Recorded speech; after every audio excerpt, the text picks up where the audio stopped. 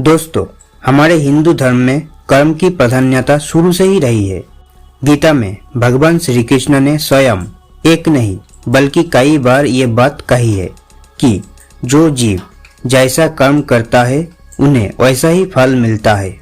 यदि हम अच्छे कर्म करते हैं तो निश्चित रूप से हमें अच्छे फल ही मिलता है, और यदि हम बुरे कर्म करते हैं यानी कोई पाप करते हैं तो बुरा फल ही मिलता है।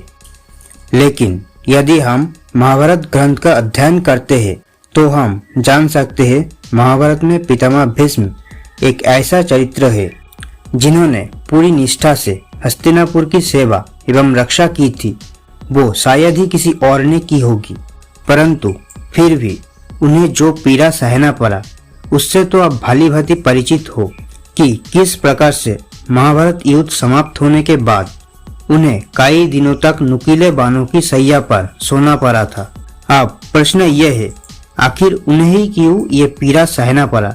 अगर इसके बारे में जानना है तो कहीं जाइएगा मत, क्योंकि मैं हूँ आध्यात्मिक गुरुजी और आप देख रहे हैं आध्यात्मिक कथा यूट्यूब चैनल।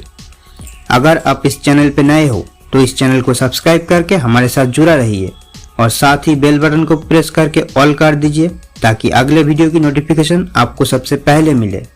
तो चलो बिना वक्त जाया किए वीडियो को आगे बढ़ाते हैं।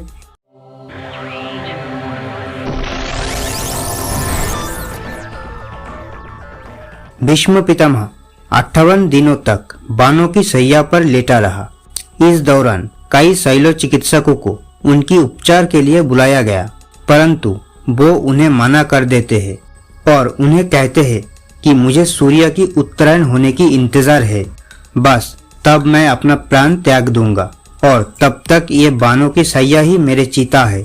और आप इस बात से तो भली भांति अवगत है कि पितामह भीष्म को उनकी पिता महाराज शांतनु द्वारा इच्छा मृत्यु की वरदान प्राप्त थे, इसीलिए इतना पीड़ा सहने के बाद भी वो ऐसा कर पाए।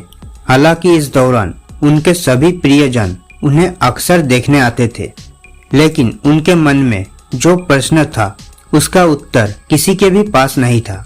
वो अक्सर सोचते रहते थे आखिर उन्हें ही क्यों ये पीड़ादायक बाणों की सैया पर सोना पड़ा। अंततः एक दिन जब श्री कृष्ण पितामह से मिलने आते हैं तब उनसे रहा नहीं गया।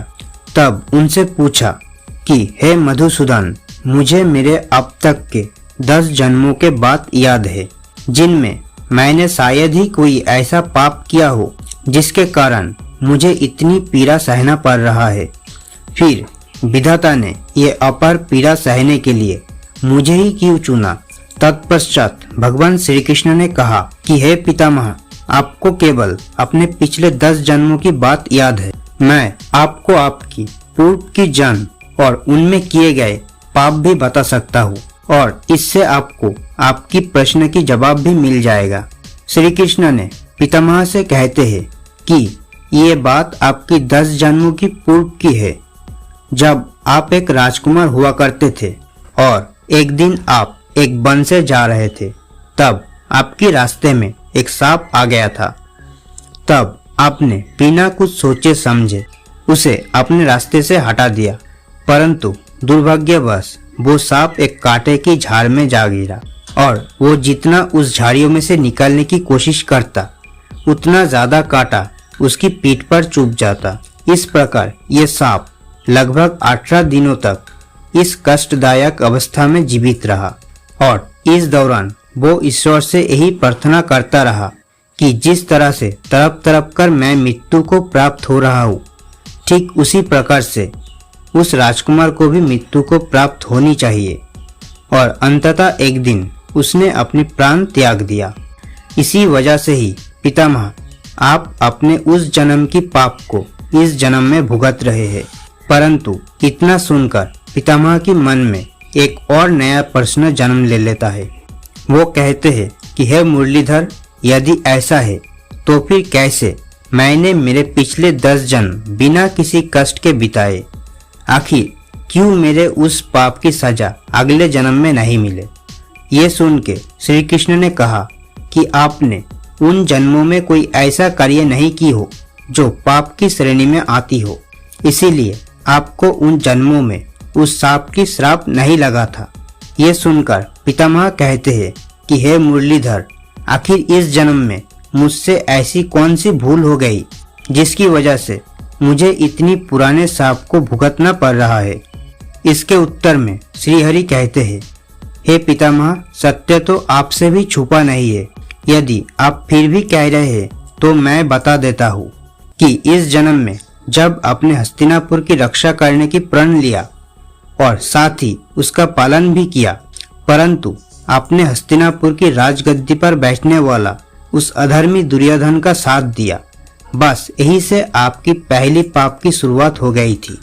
इसके बाद दूसरा पाप तब हुआ जब बड़ी सभा में दूध कीड़ा में छल और आपके कुल वधु का अपमान हुआ और आपने ना तो कपटी शकुनी को कुछ कहा और ना तो दुर्योधन और दुशासन को कुछ कहा। बस इन्हीं कुछ पाप के कारण आपको इस जन्म में उस सांप की श्राप लग गया और परिणाम आपके सामने है। ये सुनने के बाद पितामह की मुखमंडल में एक चमक आ गए। ऐसा प्रतीत होता है कि उनके सारे पीड़ा समाप्त हो गए हो। उन्होंने श्री कृष्ण की हाथ थाम लिया और प्रभु ने भी पितामह को हृदय से लगा लिया। जल्द ही सूर्यदेव उत्तरायण हो गए और माघ मास की शुक्ल पक्ष आए। तब भीष्म पितामह ने अपनी देह त्यागी और वो सदा के लिए परम में विलीन हो गए।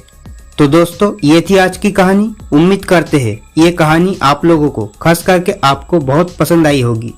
अगर सच में पसंद आई है तो इस वीडियो को लाइक, कमेंट एवं शेयर कर देना। और इसी तरह और भी रोमांचक पुराण कहानी और साइंस के बारे में जानना है तो इस चैनल को सब्सक्राइब करके हमारे साथ जुड़ा रहिए और साथ ही बेल बटन को प्रेस करके ऑल कर दीजिए ताकि अगले वीडियो की नोटिफिकेशन आपको सबसे पहले मिले। तो आज के लिए बस इतना ही, फिर मिलते अगले वीडियो पे। तब तक के लिए शुक्रिया। जय हिंद।